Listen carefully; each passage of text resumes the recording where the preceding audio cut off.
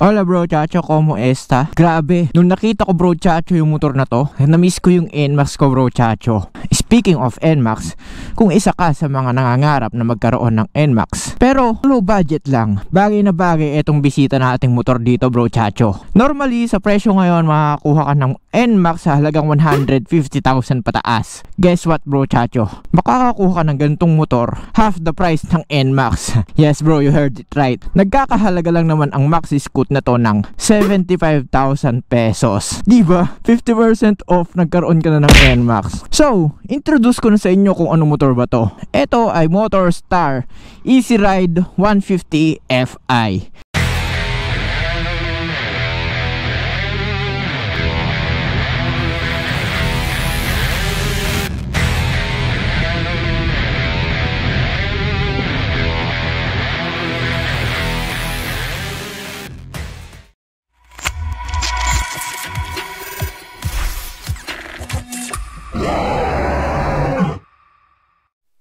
Madalas siyang napagkakama ng NMAX dahil dito sa front look niya na merong LED headlight na sobrang talim ng design na parang eagle eye, diba? Meron din siyang windshield dito sa harapan for better aerodynamics and comfort ng ride. Babasagin niya na yung hangin dito and hindi natatamaan yung rider, diba? And speaking of comfort, meron na siyang dual fork dito sa likod na 310mm suspension. And sa harapan naman, meron siyang regular telescopic fork. Isa pang maganda sa Easy Ride, sobrang minimal lang ng decals, diba? Dito pinalitan na ng owner yung badge niya. Tapos yung leg shield, ang seamless ng design dahil meron pa siyang sticker na dire-diretso dito. And sa front, meron pang nakalagay na sport na decals. And ang kinagandahan pa, makikita mo yung mga bolts na parang aftermarket na yung ginamit, diba? And ganito yung itsura kapag nakaupo ka na sa Easy Ride 150. So, start natin. Makikita mo dito yung speedometer, yung odometer, merong clock, yung gas indicator, and unlike ng NMAX, meron tong RPM indicator, diba? Dito sa left side, high and low ng ilaw, merong passing lights sa harapan, turning lights, and busina. Dito sa harapan, meron tayong kill switch. Wow! May kill switch. Tapos ito yung fog light. So, etong fog light, makikita nyo, umilaw yung sa handlebar niya, which is sobrang bago, diba? Sobrang unique. And makikita mo, umiilaw din dito yung sa may suksian niya. Sobrang unique ng ilaw niya, tignan nyo. So, unang option, mag-on yung handlebar niya. Merong color blue na ilaw dito sa handlebar, which is sobrang unique, diba? Sobrang ganda niyan sa mata kapag kagabi. And, nag-on yung DRL niya. Daytime running light. I-off natin. Yan yung off. And on. And isa pang pindot, mag-on yung headlight niya. Though hindi siya keyless, para na siyang keyless dahil may pindutan na dito para buksan yung fuel tank mo and yung seat. Para buksan yung fuel tank, ikot mo lang ng isang beses yung susi and click mo yung fuel. Yan. Sa fuel, meron naman tayong 12 liters capacity. Hindi ka na mabibitin bro Chacho. And dito na yun nakalagay sa gitnang part ng motor para ma-maximize yung space na to, diba? And for better center of gravity. Hindi na siya nakalagay dito sa seat at pag nagpapagasolina ka, hindi mo na kailangan buksan yung upuan, diba? Open natin yung upuan sa likod. Maluwag din siya, marami kang mailalagay, pero sabi ng owner hindi daw kasya yung helmet. Feeling ko kasya yung nutshell dito. So comment nyo naman mga bro Chacho kung nakapagkasya na kayo or nakapaglagay na kayo ng helmet dito. Ano ba yung kakasyang helmet dito? Kung nabibitin pa kayo dyan, kung nabibitin pa kayo sa compartment ng upuan, meron pa tayong lalagyan dito, di ba? Hindi siya papatalo. Yan, may bulsa dito, may shades, kasya shades. And dito sa kaliwa, wala na siyang cover.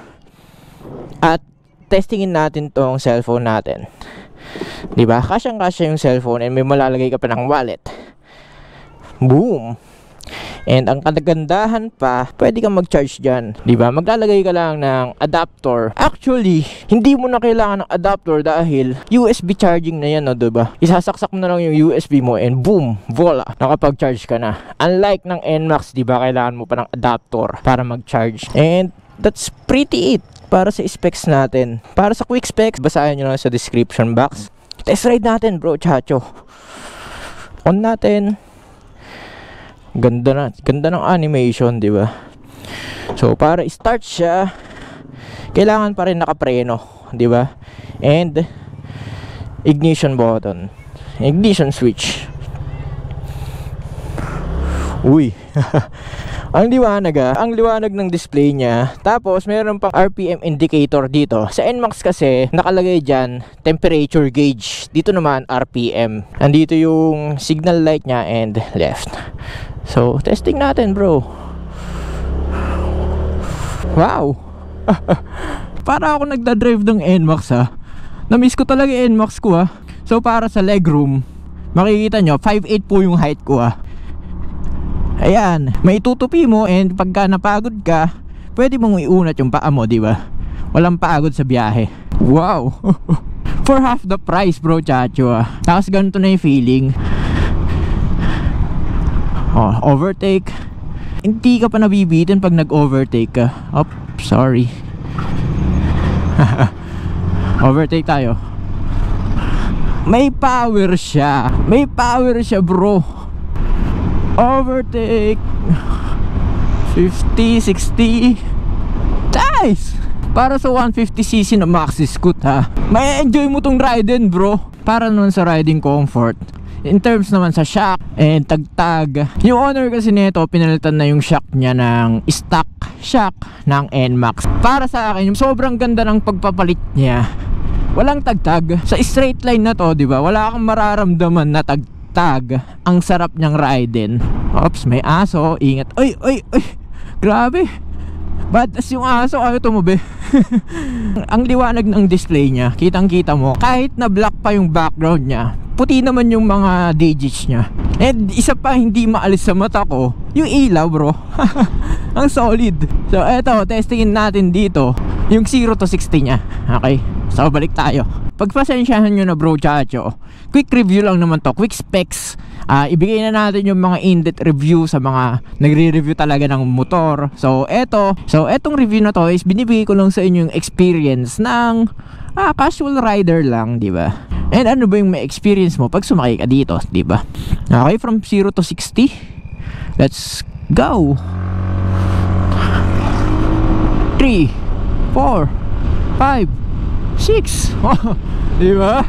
Nice! Sobrang solid. So meron siyang enough power para umovertake ka within 3 seconds, diba? So try natin umovertake dito. 1 2 3. Diba?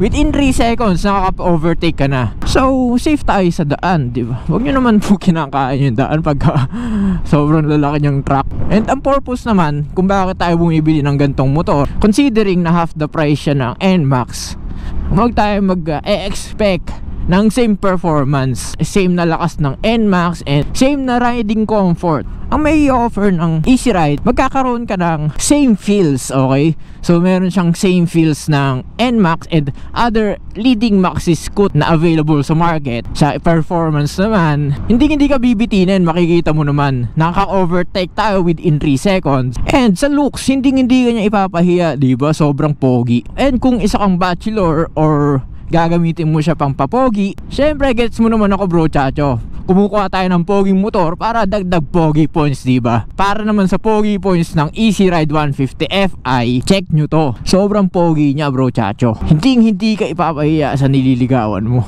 Yun pa, isa pang deciding factor, magaan siya, hindi siya mabigat dalhin sa kalsada, hindi siya masakit sa katawan. Kaliwa tayo dito. And bilan natin ng Xiaomi yung owner dahil sa pagpapagamit sa atin ng motor na to. Teka, overtake tayo. Lumagpas tayo. Balik tayo, balik.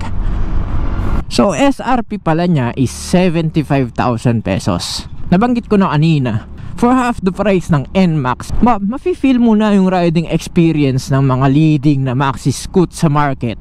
Malapit na yung 13-month pay.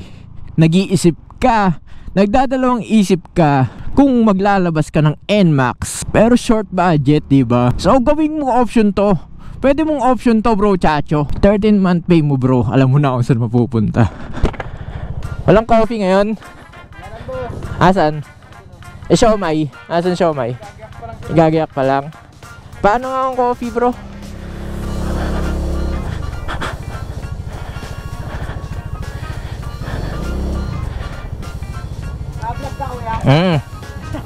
Ikat mo yan ako. Kaway ka doon.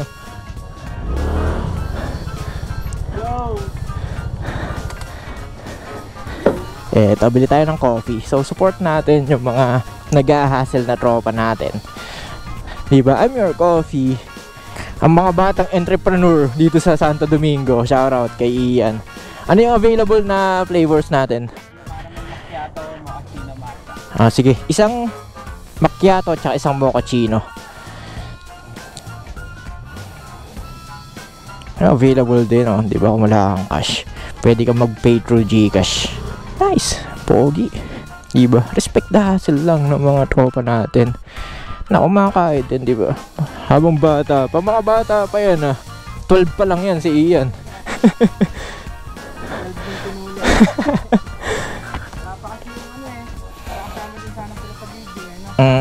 Yung siomay. So, yung best duo in town. Yun, mayroon siomay resin pagka nakuho ka para panulak. Coffee ni Ian. I'm your coffee. And ano yung pangalan nung yung siomay? Ghetto siomay. Ghetto siomay. Yes, sir. And dito namang easy ride. Yun lang, bro, chacho. Yun lang, bro, chacho. Kung naghahanap ka ng budget meal, hindi ka hamahalan, pero kagwapuhan, di ba? Sobrang pogi niyan. Sa unang tingin talaga mapapadouble look ka. Wow, mukhang NMAX. Pero, bro, Easy Ride 150 Fi yan. For 75,000, pwede mo na yan may uwi. I'm your coffee. Ito na yung order ko. Okay na yan. Thank you, bro. Sayang wala yung ghetto siomay nila. So, next time, mag-ghetto siomay tayo. Thank you, bro. Thank you. Bro, interviewin kita kaya kita pinakape. So, ito yung owner ng Easy Ride 150 Fi natin. Bro, bakit Easy Ride? Easy Ride kasi sa abot kayang halaga may magandang performance. Napatunayan ko naman sa 2 months ko nagamit Yung positive and negative feedback mo dito. Ang good dito sa long ride, yung tank capacity niya kasi malaki. Almost 12 liters. 12, yeah. 12 liters yan. Yung shock niya, nagpalit na ako gawa yung dati, yung stock shock niya, matigas. So, may throwback. Shoutout sa'yo, John Michael Villacorta. Stock shock niya yan. Stock shock ng NMAX. Sa negative, Kailangan pang gasgasin yung pad para mawala yung langit-ngit. may konting langit dito sa dish niya dito sa likod. So overall, di ba? Half the price ng NMAX. May NMAX feels ka na. Para kang nag-drive ng NMAX pero kalahati lang yung presyo, di ba? So, shout out Troy Malihana Jr. and Villacorta's Vape Shop sa Shack. So, thank you, bro. Coffee na kami dito. Mga bro chacho. So yun, kung may 13-month pay ka na, dadating ni 13-month pay mo. And naghanap ka ng NMAX pero kulang yung budget mo. Alam mo na. Huwag ka nang mag-isip pa. Di ba? Let's go.